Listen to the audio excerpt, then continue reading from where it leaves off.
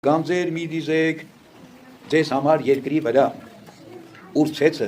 եւ ժանգը ոչնչացնում են, ուր գողերը պատերը ծակում են ու գողանում, այլ գանձեր դիզեք ձեզ համար երկնքում, ուր ոչ ցեցը, ոչ ժանգը չեն ոչնչացնում, ոչ էլ գողերն են պատերը ծակում ու գողանում, ուր որ ձեր գանձերն են, այնտեղ ձեր սրտերը կլինեն։ Ուրեմն, ես էլ նյութականի հետ կապված հորդորամ ես, այսինքն ձեր ձեռքի եկած նյութ իբարին օգտագործեք այս աշխարհի մեջ։ Պահել անիմաստ բան է, պահելու ես կամ փչանալու է, կամ գողանալու են, կամ ցեցն է ուտելու, հա? Շատ հագուստ առար կախեցի պահարանի մեջ, ի վերջո չես հասցնելու, սա հագնես ցեցը ուտելու է։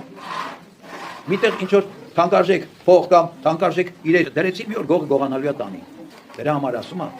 այս նյութական միջոցները, որ ամեն մեկից ձեռքին կա, շատ լինի, քիչ լինի, մեկին Աստված շատ է տալիս, մեկին Աստված քիչ է տալիս, Աստված գիտի ում ինչքան է տալիս, Աստված ճիշտ մեր չափը գիտի, որտեղ գիտի ով ինչ կարա տնորինի։ Դրա համար Աստված գիտի ում ինչ է տալիս, բայց այդ տվածի մեջ մենք պիտի հավատարիմ լինենք։ Այսինքն Աստված չի տալիս այդ նյութականը գանձը մեզ, որ մենք այդ գանձը պահենք։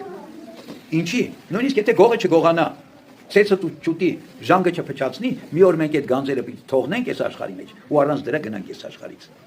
Նորից հիշեցի Հովան Ոսկեբերանին, այն հարուստ երիտասարդ ավետարանում, որ եկավ Քրիստոսի մոտ, ասեց ուզում եմ քո աշակերտը լինեմ, ուզում եմ երկնքի արքայությունը ժառանգեմ, ինչ անեմ։ Դե Քրիստոսն ասեց պատվիրանները պահ եւ այլն, վերջում ինչ ասեց գնա հարստությունը բաժանի աղքատներին, արին ետևից։ Երկինք կհասնես, երկնքում էլ կատարյալ կլինես։ Ինչ ասեց այս հարուստ երիտասարդը տխրեց ու գնաց։ Հիմա Հովան Ոսկեբերանը այս երիտասարդի մասին ինչ ասում։ Ասում է անխելք տղա,